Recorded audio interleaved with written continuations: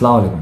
अकबर शेख मदद foundation president. आप सभी को पता है कि कोंडवा में चल रहे इनलीगल बिल्डिंग डेवलपमेंट के बारे में हमने आवाज़ उठाई है और काफ़ी अच्छा खासा काम चल रहा है उसके ऊपर, और महानगर पालिका के काफ़ी लोग एक्टिव हो चुके हैं बांधकाम विभाग के, और उसके ऊपर उन लोगों का वर्कआउट भी चल रहा है। पुलिस कमिश्नर साहब से हमारी जब मुलाकात हो गई, उन्होंने भी हमें कहा है कि हम लोग एक सेपरेट सेल बनाएंगे इन काम के, जो काम चल रहे हैं उस काम को रोकने के लिए। अब मैं आपको एक बात बता रहा हूँ, सहायक पुलिस आयुक्त तो वानूरी विभाग एसीपी साहब, इनको हमने एक आरटीआई फाइल किया था जिसमें हमने मालूमात मांगी थी 2015 से लेकर 2020 तक बिल्डिंग काम जहाँ जहाँ हो रहे हैं कोंडवा, खुर्द और बुद्रुक एरिया में, वहाँ कितने मजदूरों की मौत हो गई है। वो दीवार जो लास्ट टाइम जो दीवार का मसला हुआ था, वो मसले को हटकर ये दूसरा मसला मैं आपके सामने ला रहा हूँ। तो इनलीगल बिल्डिंग के कुछ कामों में गरीबों की मौत हो गई, ये रिपोर्ट हमारे पास आई है, तो हमने आरटीआई में मांगी थी। तो वो ये कोंडवा पुलिस स्टेशन से हमने मालूमात ली है। अब तक के 22 गरीब लोग मर चुके हैं, 22। अब उसके बावजूद भी एफआईआर रजिस्टर हो गई वगैरह, ये सब मसला तो हो ही गया, उसके बावजूद भी वहाँ के काम रुके नहीं।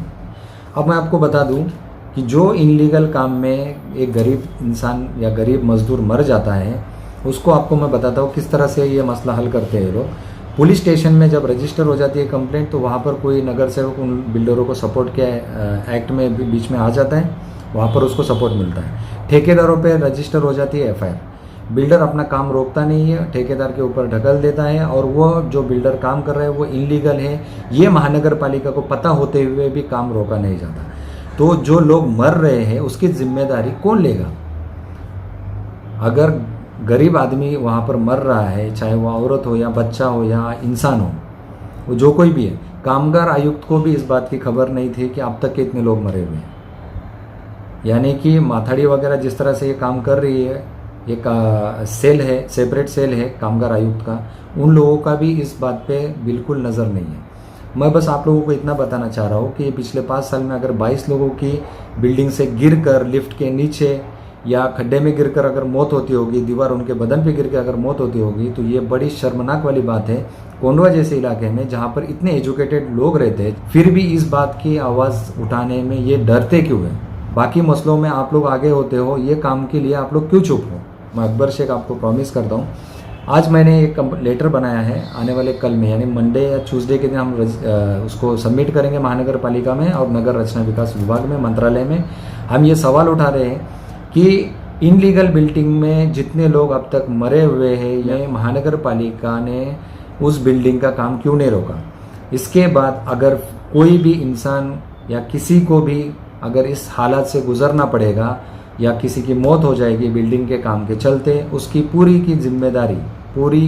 जिम्मेदारी महानगर पालिका के आयुक्त साहब की होगी। बांधकाम विकास विभाग के जितने भी महानगर पालिका के आला दर्जा के अधिकारी है, उन सब की होगी।